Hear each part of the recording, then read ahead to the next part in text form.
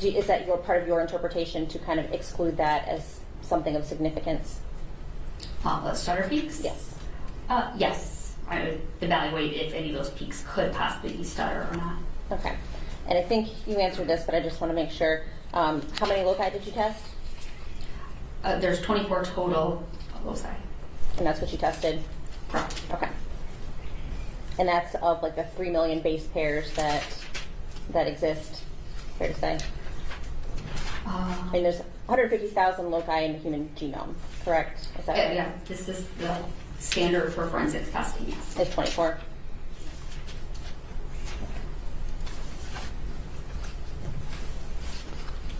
And so I think you indicated in almost all the things that you tested, they were mixed samples, except for the two initial, the buccal swab and the ID card. Is that fair to say?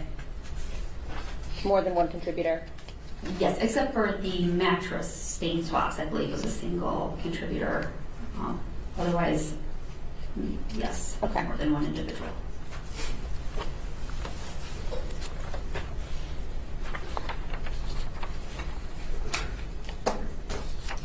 On the black hoodie swab, the non-stain swab, I think your report indicates, or your testimony was, that there were 3 contributors. Is that correct? I just wanted to kind of double check to be sure. Of course. Yep. Are you going to refer to your report to do that? Yes, my report. Okay. So the second, the 5BD? Yes. Oh, 5BD was only one individual, a female. I'm sorry. I guess I'm looking at.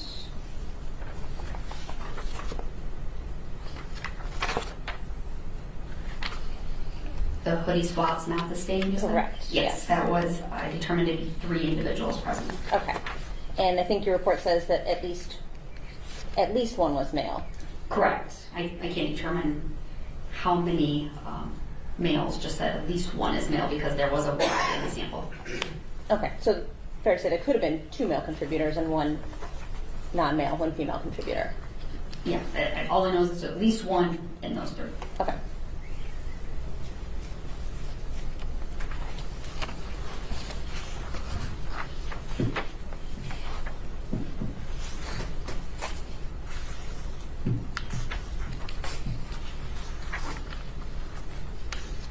Now, is it the program that determines the statistical number, the probability, or how is that determined?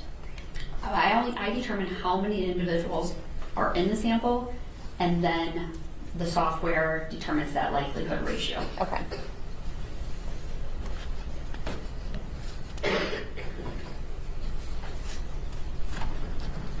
Because you're only receiving swabs or cuttings, you don't actually see pictures of what the items are that the stains came from or the swabs came from. Is that fair to say? Or do you?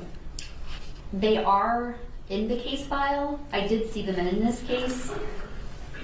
So sometimes I'll look at them, and sometimes I'll just write the report unless there's a need to see them. They're not always provided. But. Do those pictures indicate to you where the different samples might have been taken from, or the swabs may have been taken from? Yes, the pictures in this case were taken by the previous analysts that provided the samples to me. So she would have actually examined the evidence itself, took the pictures, as well as where any swabs or cuttings were taken. So the previous analyst would be testing for genetic material in general. Is that fair to say, like saliva, blood, semen, stuff like that? She's the one that's making that determination? Yes, she would do any body fluid testing, such as blood, semen, saliva, and then any swabs of just for skin cells. Okay. DNA can degrade over time, fair to say?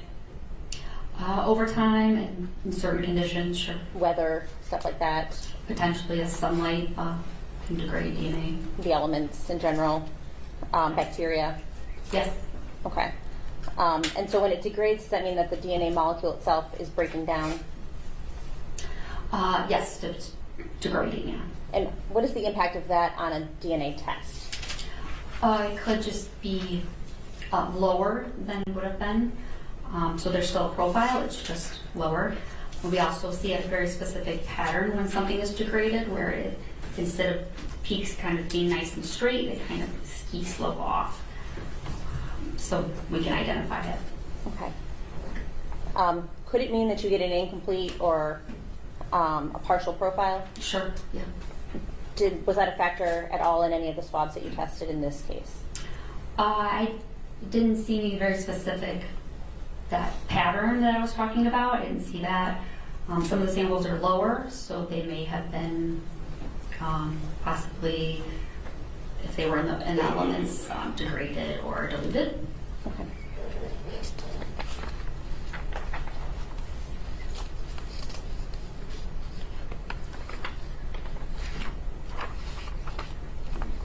So you mentioned that when you're looking at a profile, if you see a Y chromosome, that indicates to you that there's a male contributor to that sample. Correct. And try to say this in the least amount of words possible. And so if you have a mixed sample, you can do, or one of the ways to determine the male profile would be to use a Y-STR analysis. Is that correct? Yes, we do offer testing that specifically looks at only that Y chromosome in our lab, and I don't perform that testing personally. Somebody else would perform that? Yeah, so when we need it, they will perform it, yes. And what would indicate, or what would determine when that would be needed? in your lab? Generally, it's in samples where it's a mixture usually from a female, let's say a body swab, and there's so much of her DNA, it's overwhelming the small amount of male DNA present. So they can do this testing to only look at that Y chromosome so that that large amount of female DNA kind of isn't in the way. And so this would be done for something like skin cells or saliva or some DNA, some genetic material that's not specific to males. Is that correct? Like you wouldn't need to do that kind of a test on semen or something that's only going to come from a male. It's any sample where there's just an a large amount of female DNA, but a very small amount of male DNA is generally when we use the testing. Okay. Would you use it if there were multiple suspected male contributors? I don't want to speak to that test, like when we would use it, since I don't do it. Okay. Is it possible to use that, or would that be helpful in general? I have no idea. Okay. You're not familiar with? No, I mean, I have the basic understanding, but since I don't actually perform it and I'm not trained in it, I don't want to speak to it. Okay. Is it the Y chromosome DNA, is that passed down to male offspring? But the male profile, so you're talking about the YSTR profile, it would be the same? Correct. Yes. Okay. From a father to a son? Correct. Okay. And that's the Y-STAR DNA, right? The Yes. Y short tandem repeat. Correct, yes.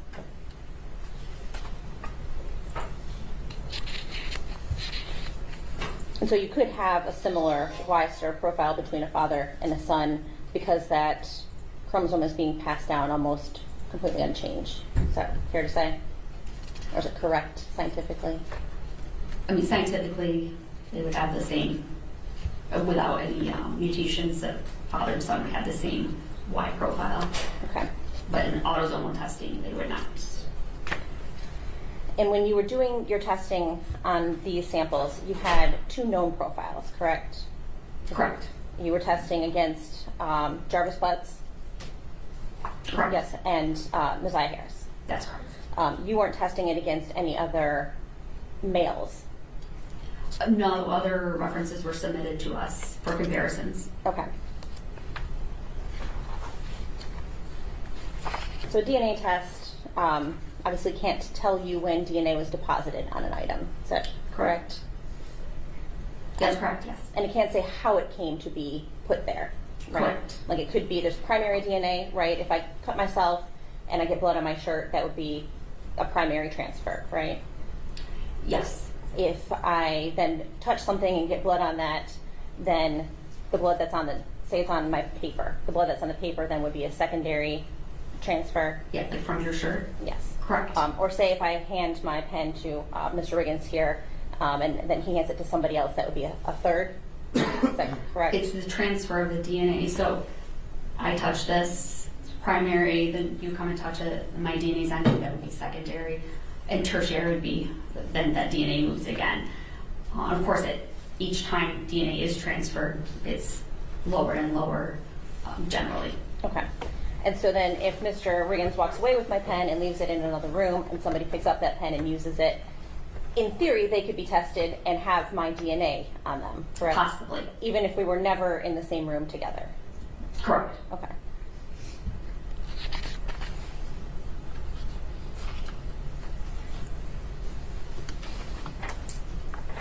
Transfer can occur also even like in a washing machine, right? Possibly. So if clothes are washed together, which is kind of illogical, right? You're washing something, but in reality, my clothes and Mr. Riggins' clothes could be washed together, and his DNA could transfer onto my clothes just by virtue of being washed in the same cycle? Correct. Okay. Wait just a second.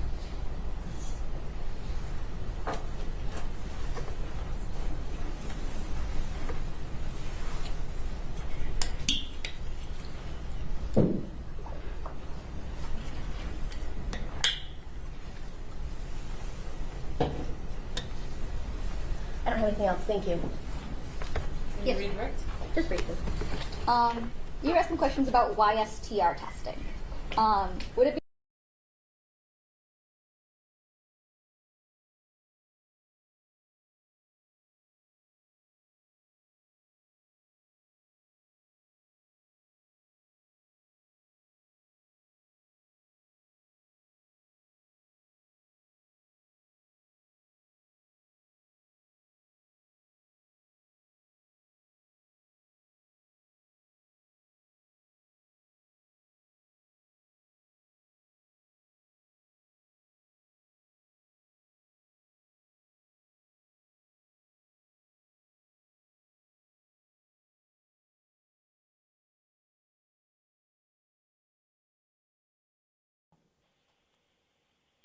I am, dang, I can't turn it off.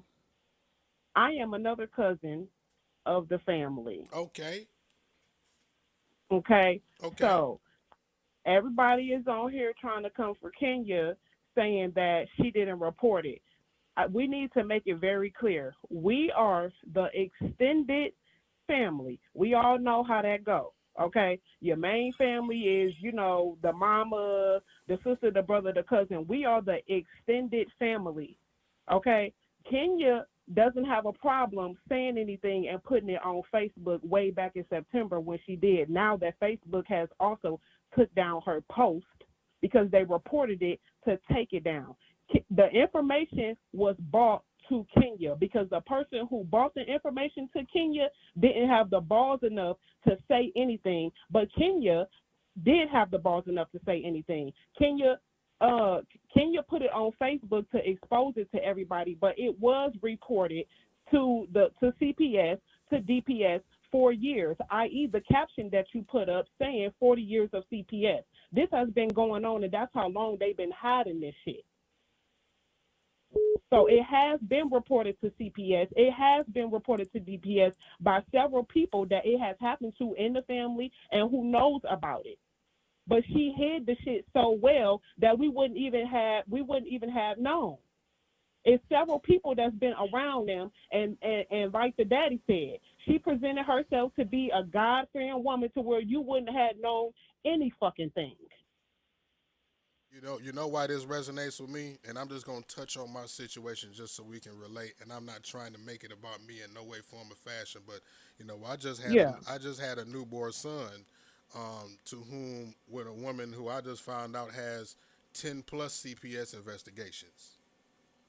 Right. So why the fuck am I struggling so hard to get my motherfucking son and shit? You know what I mean? So, everybody's saying, how come Kenya didn't say nothing? Kenya put it up on Facebook. She put his information on there that he was a sexual pedophile, registered active pedophile. She put on there when he got arrested that he got Shannon pregnant, that she got 5 kids by right now as we speak. And all of that, it has been reported. But when we around, the extended family is around, she covers that shit up. You would never think it. So it's been reported. It was reported by the people create a whole nother yeah. person and present like that. People got it's beyond a mask. People have a whole bodysuit. Right, but this is the thing. The person that's coming to Kenya about it is the one that needs to speak up, because Kenya has been the one that's getting the backlash behind it. But the person that's bringing it to her, Kenya is only, she looks like she's the face of it, but she's really not. She's just bold enough to speak on it. She's just the whistleblower. She's the whistleblower. Right. So pretty much, the messenger, and she's getting the backlash of it. But the person that's bringing the information to her is the one who should really, come out and say something. And they're probably not going to, and no shade to them. But at the same time, Kenya is the one that's getting the backlash of it, and she really shouldn't. So now people looking at her crazy, talking about how come you didn't say nothing and you knew something. She didn't. Because I guess, right, like if somebody was to say something, somebody was to call CPS or mention anything, and they go over there and they are painting this picture that, I'm saying, they the Huxtables over there, right, with pretty much. With no other, indication.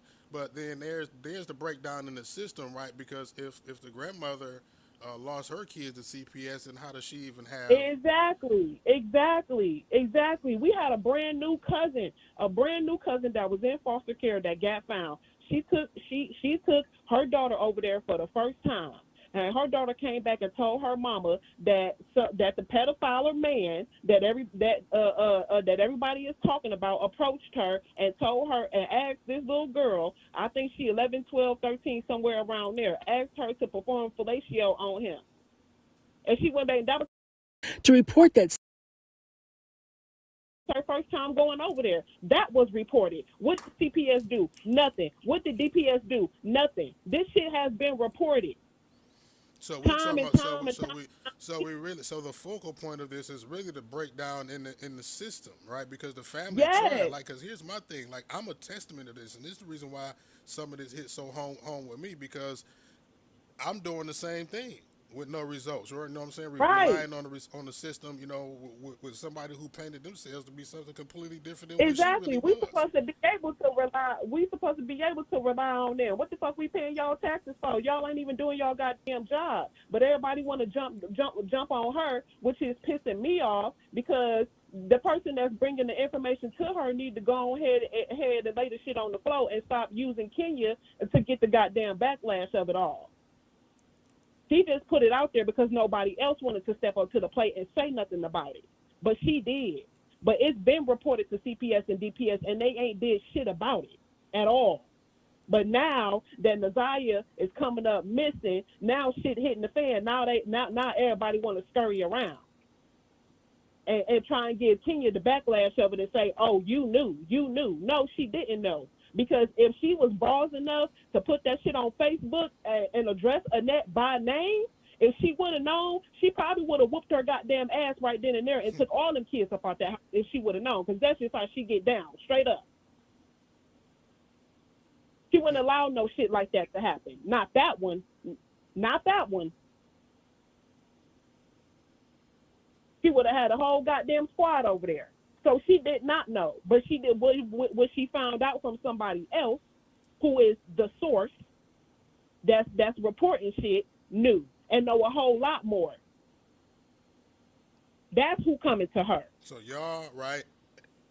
You came in the door waving the flag of, hey, we are the extended family. Yeah. Right?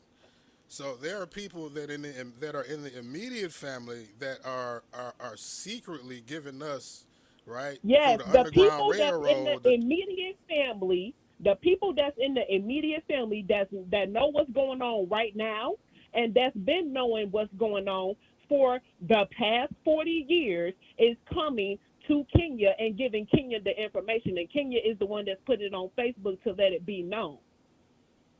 They Thank you. Could you state your name for the record? Talisha Moore. And, excuse me, Ms. Moore, I'm going to ask you a couple questions, but first I want to ask you, do you know someone by the name of Cordell Wright? I do. And how do you know Mr. Wright? He is the father of my nephew, my 17-year-old nephew. So, your sister's son? Yes. Gotcha. And is that how you met Mr. Wright? Yeah. Or your sister? Yes. Okay. And in what context is your relationship with Mr. Wright? How did you know him? Did he ever do anything for you? Things like that. He fixed my mother's car. He worked on her car. Okay. And what kind of car does your mother drive? A red Jaguar. And what's your mom's name? Jacqueline Campbell.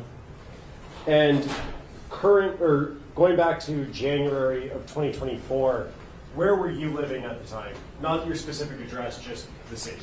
Ypsilanti. And who else lived with you in Ypsilanti? My mom and my son. Okay. And would Mr. Wright ever come out to Ypsilanti to fix your mom's car, her Jaguar? Yes. How often did he do that?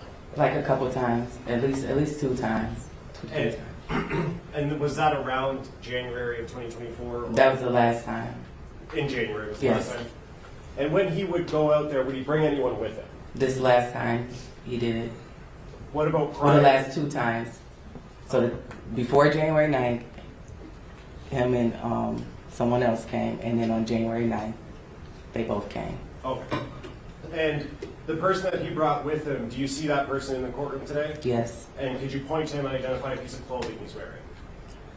Well, I can only see the top of his head right now. Are you 100% sure that it's that person? Could we have everyone remove their masks, Judge, just for a brief moment? If everyone in the courtroom could remove their mask if they have one on, please. Ms. Moore, do you see the person that Mr. Wright brought with him? I do. And could you point to him and identify a piece of clothing he's wearing? A green one-piece thing. For the record, the witness has identified Jarvis Butts, the defendant in this matter. So reflected. Thank you. And you said Mr. Butts came out how many times with Cordell? At least 2. So this last time in January and the time before that. Okay, and the time before that, who was anyone else with the 2 of them? No. And what were they doing the time before January 9th? Working on the car. I can't remember. It was a couple of things they had to fix on it. And they came out and did it in the driveway. Sorry. No. I was just going to say the last time when we got the car towed to the shop and they drove it back up. Okay. And so in between the most recent time before January 9th, the Jaguar, correct me if I'm wrong, was towed to Detroit? Correct. Okay. And then on January 9th, did you see that red Jaguar again? Yeah. Okay. Who brought that Jaguar out to Ypsilanti? Cordell and Jarvis. Okay. And was anyone else with Cordell and Jarvis? Yes.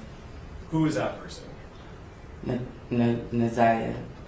And I want to clarify, at the time on the 9th, when Cordell, Jarvis, and Naziah came, did you know that that was Naziah Harris? No. Do you know that now? I do know now. Okay. And is that based on information you've learned or seen in the news and things like that? Well, it was based on when the detectives came to the house to question us. That's when I found out who she was. But at the time on the 9th, you didn't know? Mm-mm. Is that a no? No, yes or no. I did not know. Now, let's talk about when they came out on the 9th, January 2024. What was that interaction? How long did it last? Can you kind of take me through, start to finish, their visit and delivering the car? So they came, they delivered the car.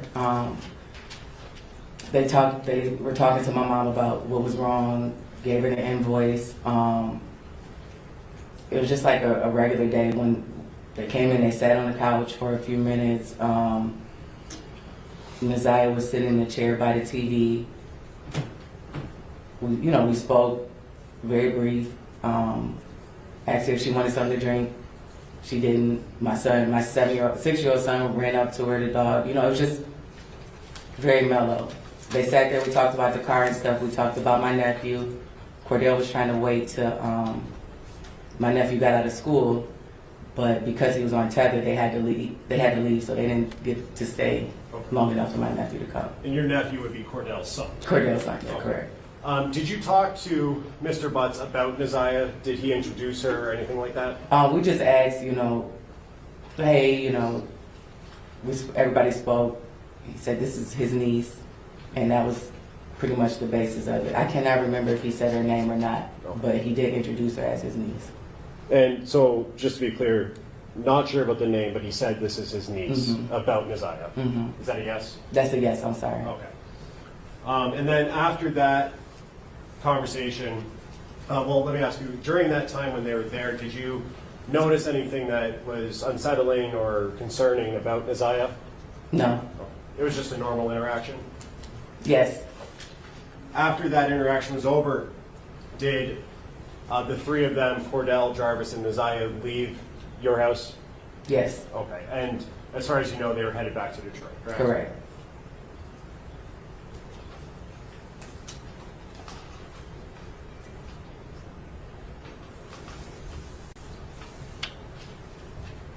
When they left, whose car were they leaving in? Cordell's truck. And all three of them were in the same car? Yes. And you said that they were delivering the Jaguar to your mom or to your house, correct? Yes. Did you see them pull up? Do you know what the driving and seating arrangements was? I do not. Okay.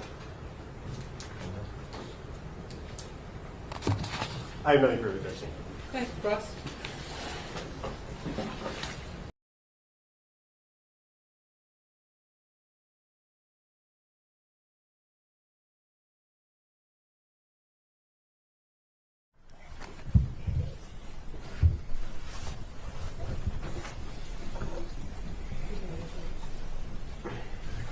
Okay, so the brief sidebar I had with Mr. Makepeace and Mr. Riggins regarding Officer Wolf. I just want to put on the record that Officer Wolf is an employee at 36th District Court. I do not have a personal relationship with him, only a working relationship in which he comes to the courtroom in 234 to do his job as a court officer. I want to make sure with the people in defense there's no objection to me hearing his testimony today. No. Okay. No objection. Okay, I'll swear you in. You swear to tell the truth, the whole truth, and nothing but the truth. Yes. Okay, you can begin. Can you state your name for the record, sir? Derek Wolf. And what do you do for a living currently? I work at 36th District Court as a court officer. And how long have you worked at 36th District Court? 2 months. And prior to that, where did you work at? Detroit Public School Police Department. And how long did you in total work for the Detroit Public Schools? 17 and a half years.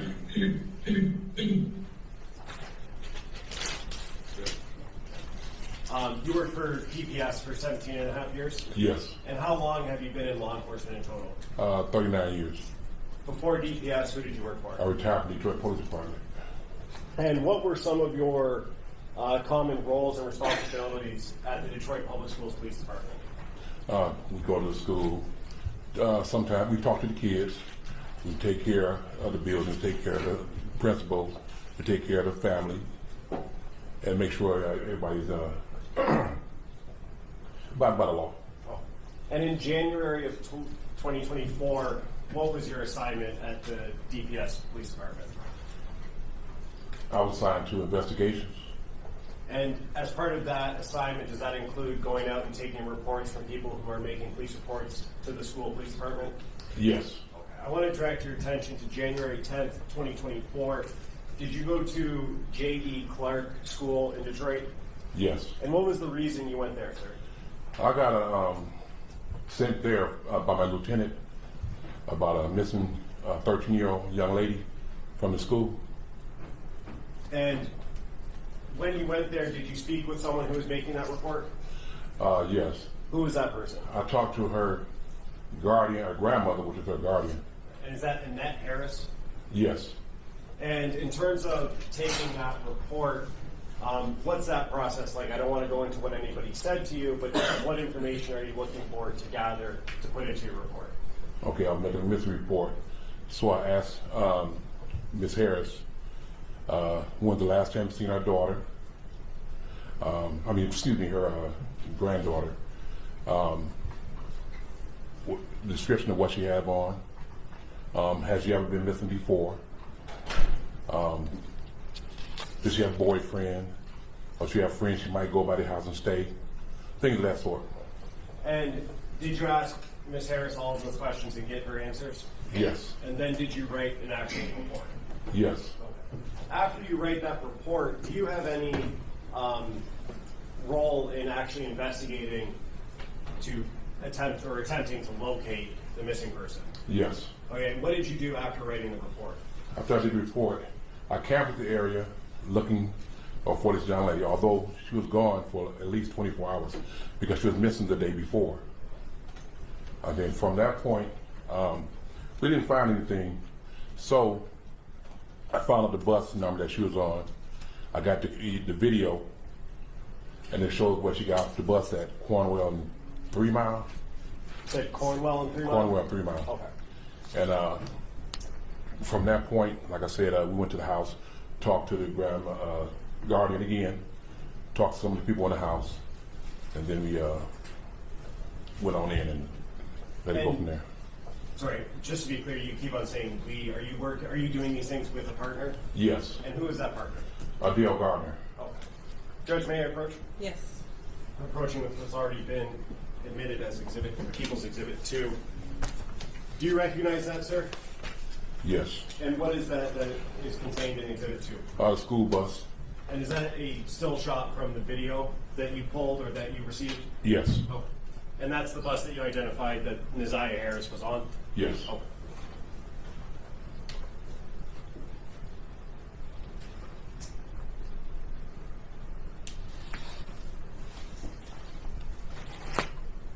May I have one moment, Judge? Yes.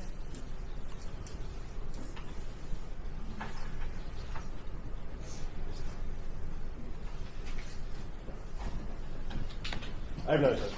Okay, cross.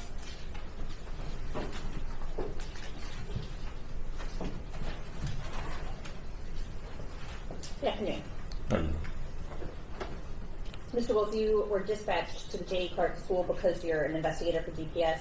I was not dispatched. The lieutenant came to the office and told us to go by the school for the missing. Okay, so you were requested, your presence was requested at the school. Yeah, from my lieutenant. You don't have an office within the school, No. so you're not like the school resource officer, per se. No. Okay. And you said you met with Ms. Annette Harris on the 10th, Yes. and that's of January of 2024. January. Yes. But that was early in the morning, Around between 11 and 12. so school was in session at that time. Yes. Did you speak with the teacher who was in Neziah's classroom on the 9th of January? No. Did you speak with any of Neziah's known friends? In the investigation, yes. You did. Who did you speak to? I can't recall that. Did you write them in a report? No, not a missing report. Okay, so you spoke with folks, but you didn't record their names? I recorded it probably on my run sheet, but not inside the missing report. Yes. Okay. Do you know how many? A couple, too. 2. Okay. Just want to make sure we have the same definition of a couple.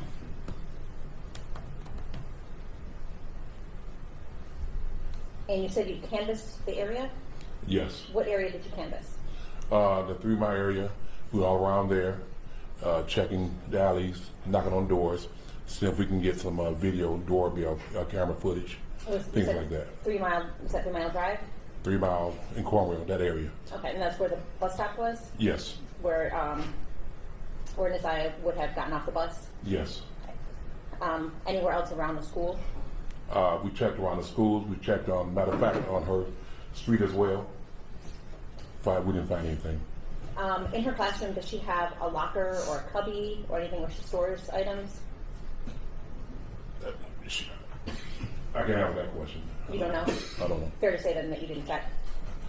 I may have, but I can't recall right now because it's been such a long time. Is there a report that documents whether you did or not? No.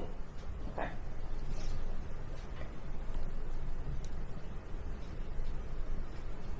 And after you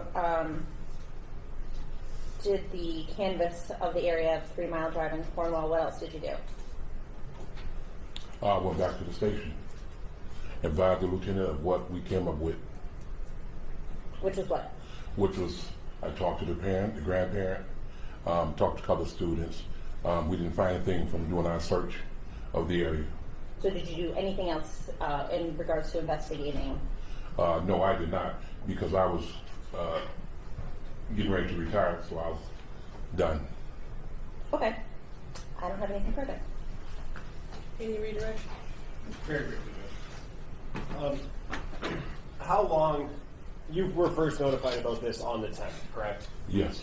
And how long did you stay involved in the investigation? That day.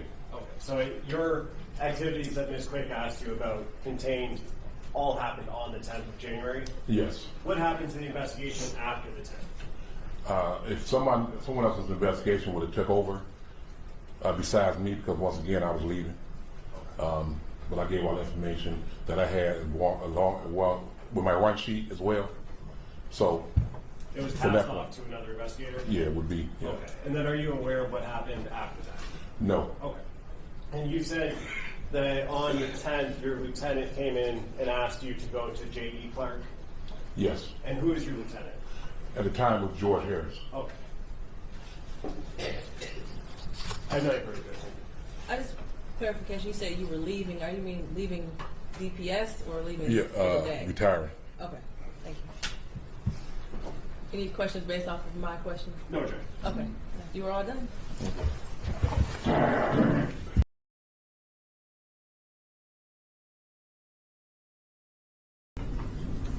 At 00:42, 48 seconds, Jarvis replies to her, why?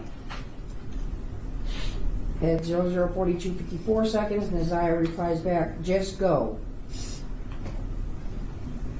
At 01:11 hours, Naziah sends, we doing something or what? At 01:12, he replies to her, yep. At 01:23, she replies, I want to lay with you. At 01:30, he replies, I'm going upstairs. At 01:31, she sends, okay, Shan going up there too. At 01:31, she says, I just want to chill with you. At 01:32, he sends back to her, is she? 01:32, and Naziah replies, yes, you know she wants some dick. So she going to follow you upstairs. Then at 01:43 hours, she sends him another picture. 01:43, he replies, not getting any.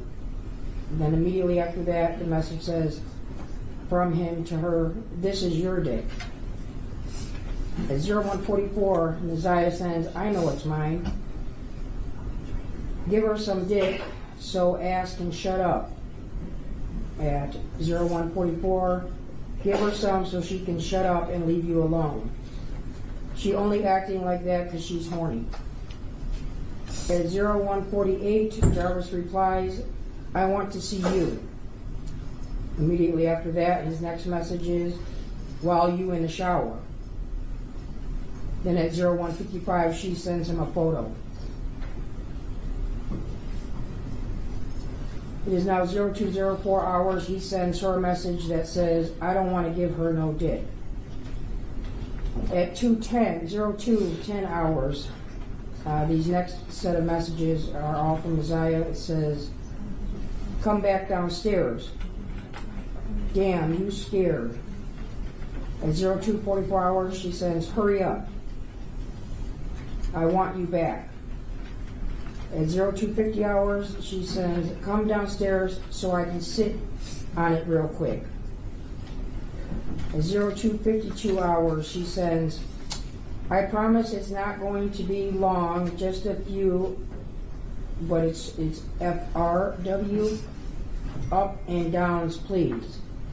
Then immediately, right after that is 02:53, she sends the same message, but it's spelled correctly. It says, I promise it's not going to be long, just a few up and downs. And were all of those messages deleted? Yes. Okay. Now moving to July 4th. July 4th, 2023 at 15:43 hours, Naziah sends Jarvis a message that says, in the shower right now, I'll text you when I get out. Jarvis then replies, hope you know that we fucking today. At 15:43 hours, she replies back, okay, fine with me, I was waiting yesterday. At 16:20, she sends him a picture. At 16:20, she sends, I'm out. At 16:56, a message is received to her. It's loved in image. 16:56, she sends a message, are you busy? It is now July 5th, 05:01 hours. She sends him a message that says, you was right, it hit different outside. And were those messages deleted? Yes. And moving to July 6th.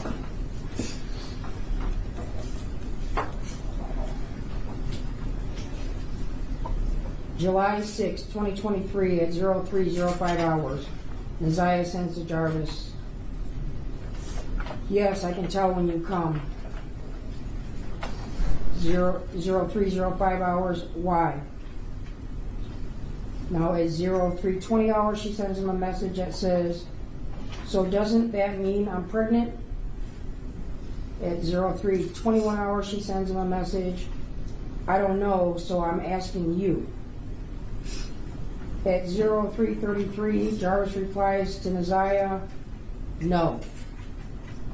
03:39, she replies back, okay. It now jumps to 13:10 hours, it's still on July 6th. She sends the letters GM. Then at 1400 hours, she sends, I want to fuck. At 14:25, he replies, how? At 14:26, she says, I don't know, you got work and I'm just horny. At 14:27, he replies and sends her a message that says, where is your nana? At 14:45, she sends, upstairs getting ready. At 14:54, Jarvis sends to her, she fitting to go. Then at 14:57, he sends the message, hello. At 15:03, Naziah replies, I don't know. The next message is, are you at work? And at 15:07, Naziah sends, I will let you know. At 15:08, she sends, you might can slide if you not so busy at work. At 15:08, Jarvis replies back to Naziah, yeah. At 15:08, he then sends, I'm trying to slide. At 15:13, Naziah sends to Jarvis the word question. Then at 15:13, he replies back, yes. At 15:14, she sends, do you like your girls skinny? At 15:14, he replies, why you ask that? At 15:14, she replies, just asking, and then there's some type of emojis that must have been sent. And were those messages deleted? Yes. Okay. And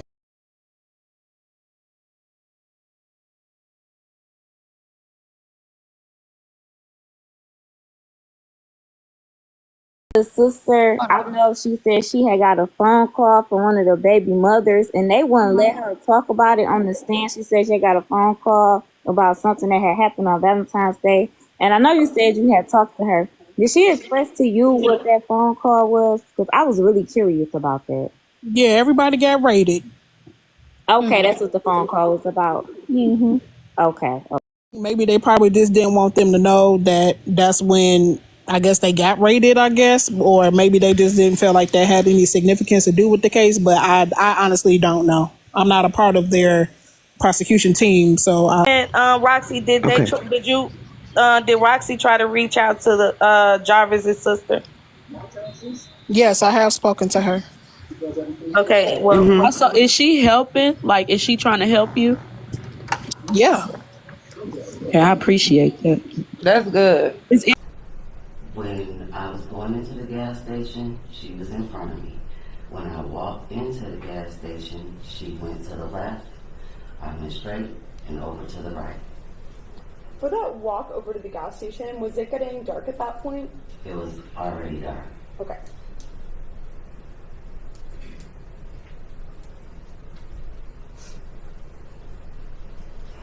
And while she was in the truck, you were not sure exactly which part of the truck this was? I can't remember, no. Okay.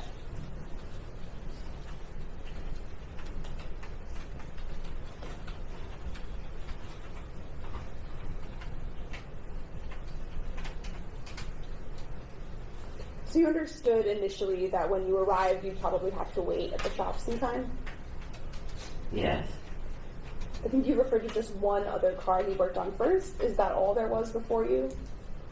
It was actually another vehicle out there, but I don't pay my brother to work on my car, so I had to wait until he was done making his money. Sure. So I waited. Sure. So do you know how many cars he worked on before he got to you? I don't remember. Okay. Do you know if there were any other customers present in person? I did see someone, I can't remember what kind of car they was in, but it was, I believe, a gentleman that needed to pull into the garage because Jarvis asked me to move my car out the way because I was blocking the garage, so yes. Was this someone you recognized at all? No. So in total, other than Jarvis, or who you refer to as King, was there anyone present that you recognized that day? No. Just King and my brother. So as you said, the sun set while you were there. Do you know about how long it was light out before it got dark? Well, I got there about 4 o'clock. It didn't take long for it to get dark. I don't remember the exact time, but it got dark pretty fast. Okay, and then other than when you went to the gas station, were you always at the shop? What do you mean? So did you go anywhere else? No, I never left. All I did was move my car when he asked me to move my car. And once the driveway was clear, I back where I was. I didn't go anywhere else. Okay. And when you were present, not going to the gas station, were you always inside your vehicle? Yes. Were your doors open or closed? Closed. Okay, and were your windows up or down? They were up unless I asked him something. Okay, so sometimes if you needed to communicate, you just open the window? Or I would call him, yeah. Yes. And you were saying today that at one point you did speak to Jarvis about who this girl was? Yes. And when you were talking to the police about this, you had said that you weren't sure exactly what his response was? What I said was I wasn't sure of the wording. Sure, that's what I mean. That okay. You told the police, right, that it might have been King's niece, or maybe he said it's my homeboy's niece? He said it was his partner or King's niece, but he definitely said it was someone else's niece. Okay, I mean, does it sound right to you that you used the term homeboy's niece with the police? I probably did. Okay. That's all it's saying to me.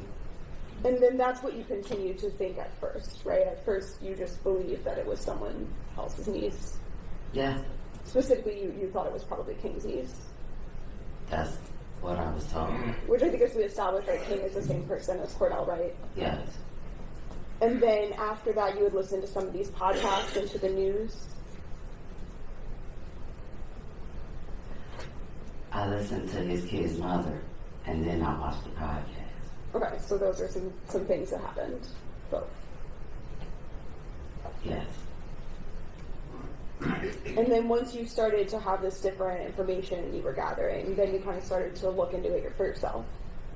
Yes. Do some of your own investigation. Yes. And then at one point following that, that's when you decided to go back to the shop? Yes. to speak to Cordell? Yes. And to discuss some of these things you've been learning with him? Yes. You and Jarvis are not particularly close.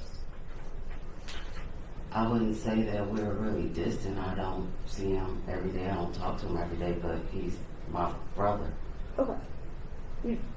He's your brother, but you don't have a very close relationship, or?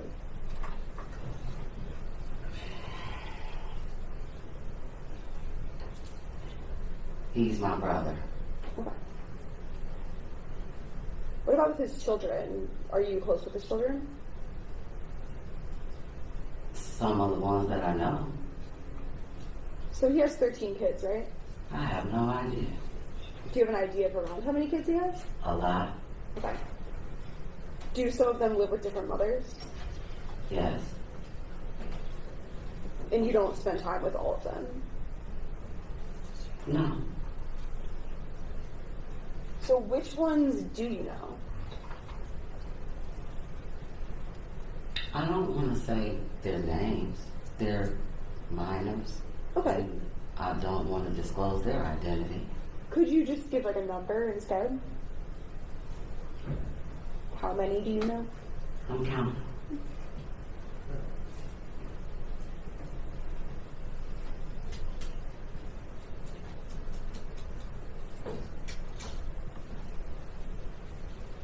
About 8.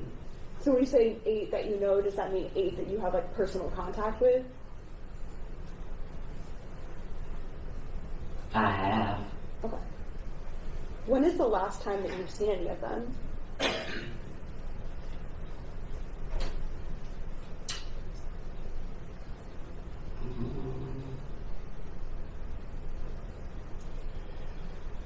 Yeah, 2 months ago. Were you and Jarvis raised by your grandmother? For the most part. And were there some events surrounding her death that related to your relationship with Jarvis that impacted some things? No.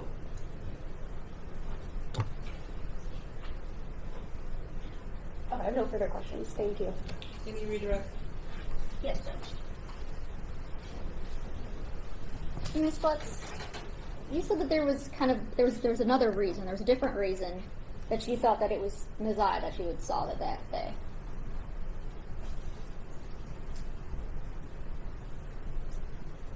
When you were starting to compile, or when you talked to Shannon Harris, and then you got the podcast, before that you said there was other reasons why you had thought that was Messiah. So, am I? Yes. Can I speak for What is okay, that? Yes. So, at the time, I didn't know. Once I realized that it was a possibility that I saw her, there were several reasons that led me to believe that it was a possibility I was there. And I didn't want to get into detail as far as what I knew before the podcast. But if you would like, I would explain to you why I thought these things. Yeah. It's up to you. Can we approach? Yes. We'll be right back. Go to the hallway.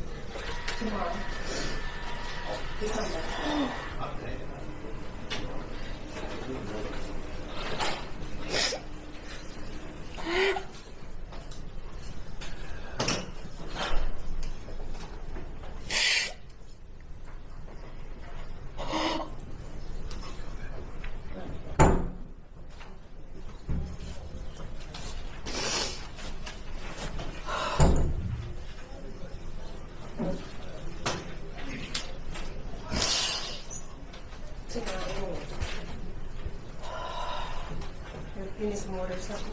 Can you get some water from the Can you get some water? Oh, yeah. Please.